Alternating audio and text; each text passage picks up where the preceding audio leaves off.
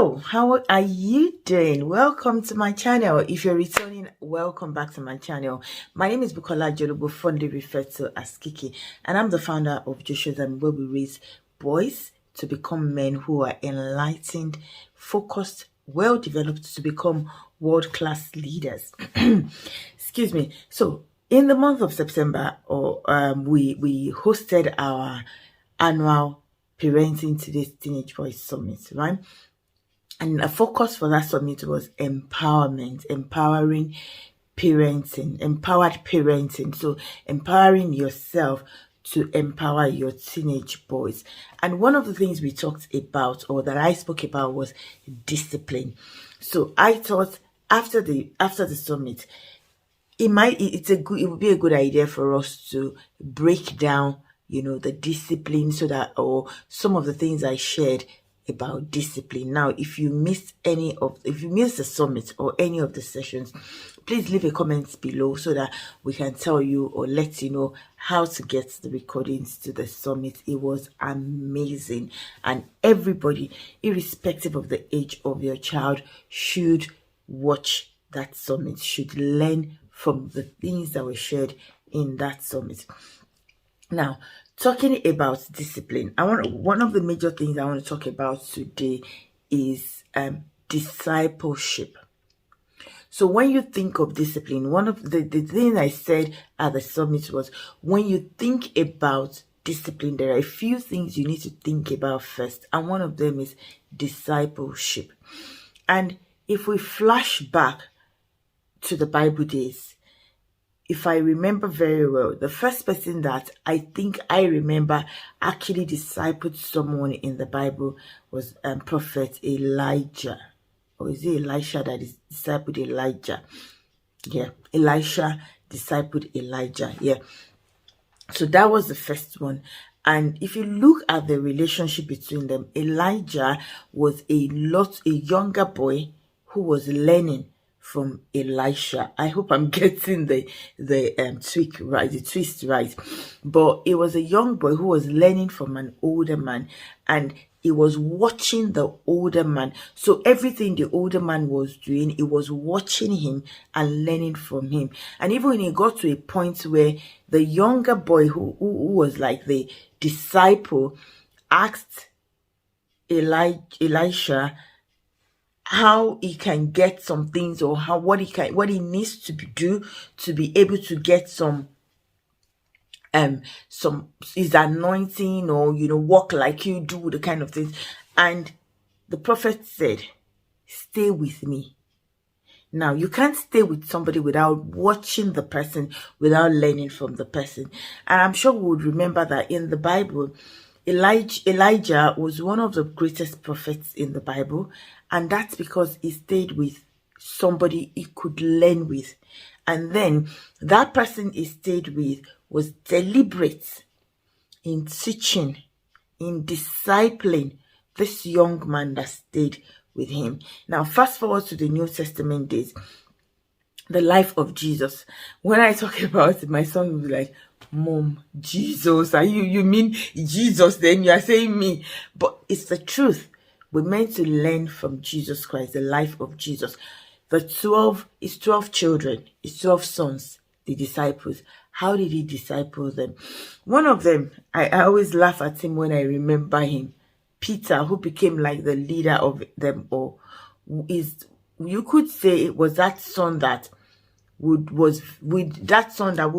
all would say, oh, very stubborn, very heady, very chatty, not calm, not sitting in one place. Peter was a sanguine to the core. Anything he says is the way it is. He doesn't, mix his words. But what did Jesus do in raising, training, or discipling Peter? Jesus paid attention to the uniqueness of Peter and maximized on Peter's uniqueness. Now, there was a time that Peter misbehaved, and Jesus scolded that misbehavior, addressed the misbehavior, scolded Peter, addressed the misbehavior, the thing Peter did, but never defined Peter based on that thing. In fact, there is one that comes to mind where Jesus said to Peter, and get thee behind me, Satan. Jesus did not say, get thee behind me, Peter. You this stubborn Peter. You this. Jesus addressed the thing behind why Peter said what he said, why Peter did what he did. And a lot of us as parents, I just want to say, even myself, when our children do things, what do we address? I said to my boys, I would always say to them, and even a couple of days ago, I was saying to my younger son that anything you do, I want you to be able to tell us. Tell us, and we would address the thing. It doesn't change anything. Irrespective of what our children do, they should remain our children. It doesn't, the love should remain the love. But it doesn't mean that thing should not be addressed. And that's what discipling is. I wrote it here that true disciple is not just a student or a learner, but a follower. So when somebody is following you, the person is learning from you.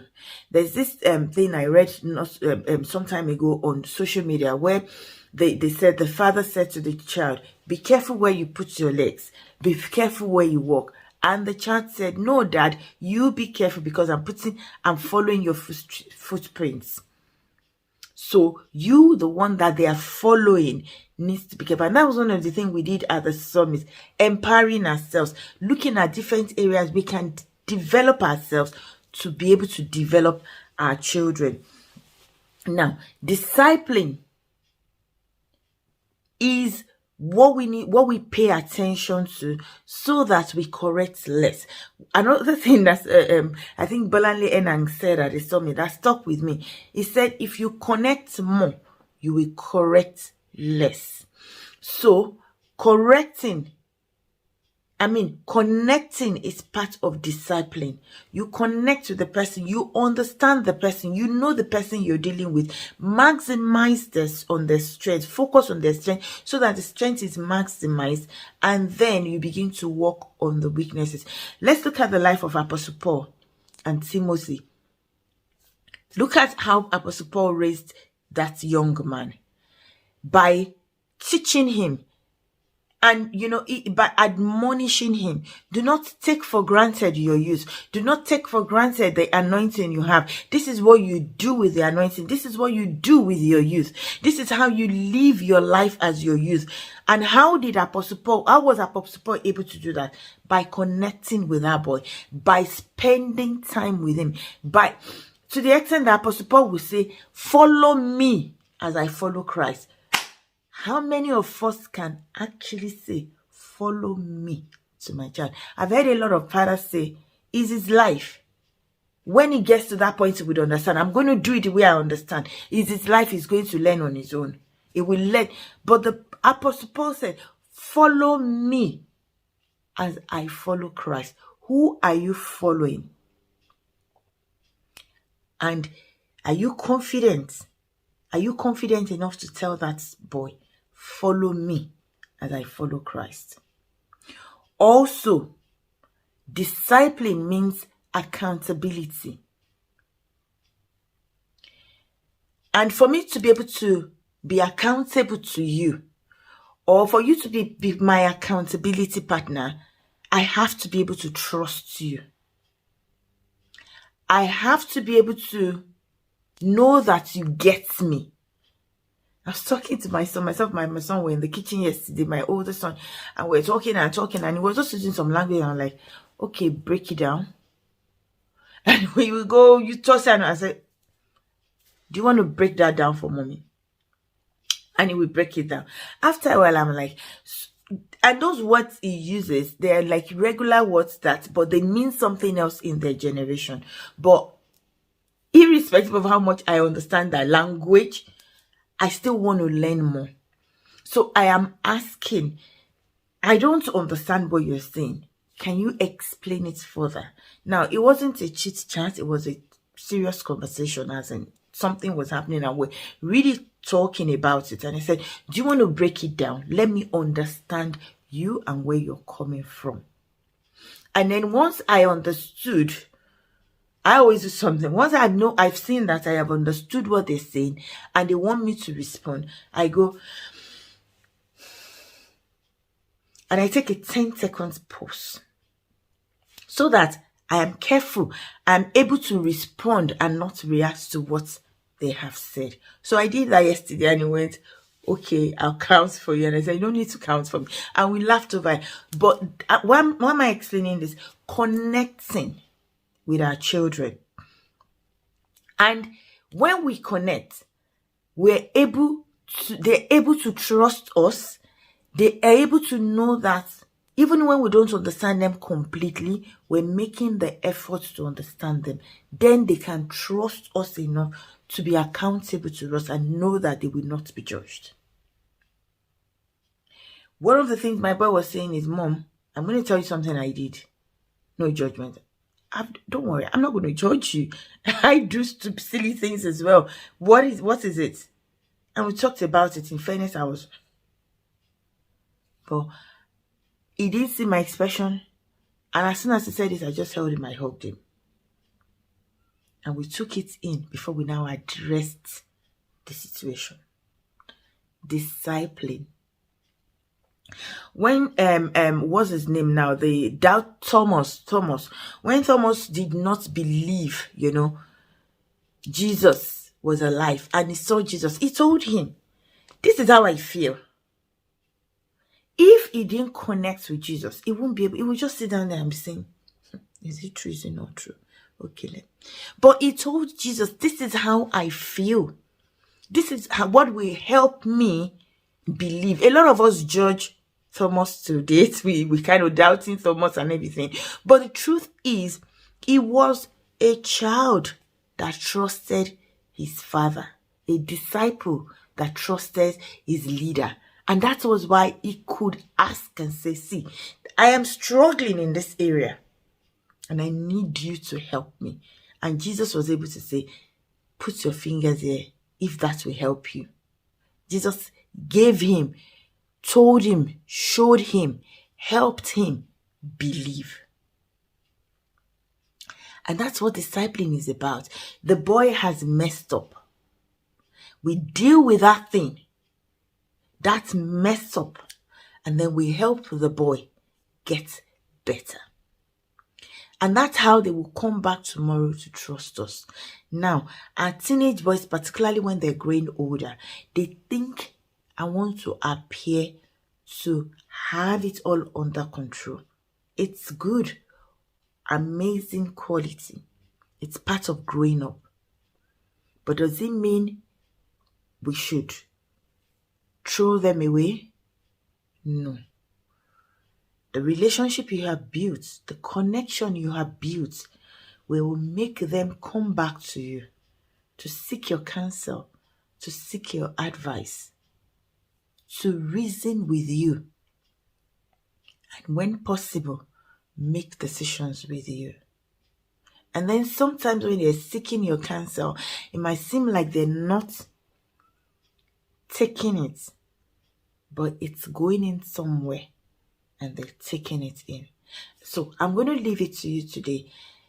What I'm going to leave with you today is a question. How are you discipling your young man? How are you sharing thoughts, tips, skills with your young man? And then, are you dedicated to him? Are you steadfast? And are you taking your time to invest in the child? There was a time that somebody was telling me, or I can't remember where I got the story from. The boy did something and the father just came. Why would you do this? Look, did it. But yes, I messed up the place, but I've cleaned it. What do you mean it's how you clean? My definition of clean kitchen is different from my children's definition of clean kitchen. I had to bring them and say, when I say clean kitchen, this is what I mean. This is how you do it. This is what I expect you to do. When you clean, this is how you clean it. These are the places you make sure you touch. And then after cleaning, go put your cleaning materials away, shut the door behind you, come back, open the door and look around. When you do that, you would see the things you have missed. I think the day I was teaching them that cleaning method was when I was teaching them to clean the bathroom so many years ago. Have you taken time to teach and make sure they understand your instruction? To understand the boundaries.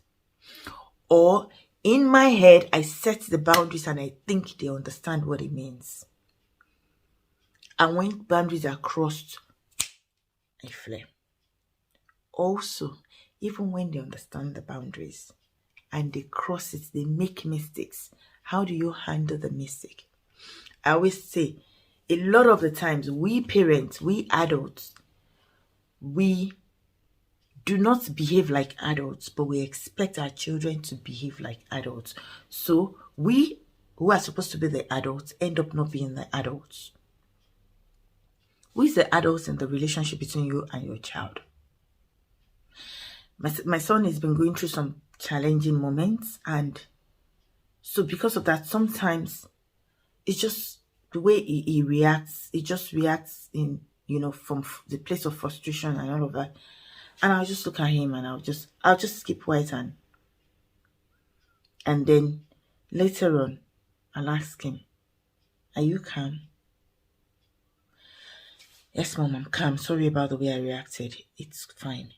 But remember, you're responsible for your emotions. You need to be able to manage your emotions. Things are happening now. You don't want to destroy some things such that when you pass through this phase, the relationship, the things you should fall back to or that you should come back to are no longer there. So, and he made a statement that stayed with me. That was profound. He said, "I am learning not to make decisions or react based on temporary emotions so that I don't destroy permanent things." That was profound. So, parents, how are you managing temporary emotions and making sure you don't destroy permanent things? I'll leave you there. I'll leave that with you today, and I'll be back next week. My name is Bukola Jolugbo again. I love you, and I'll see you again.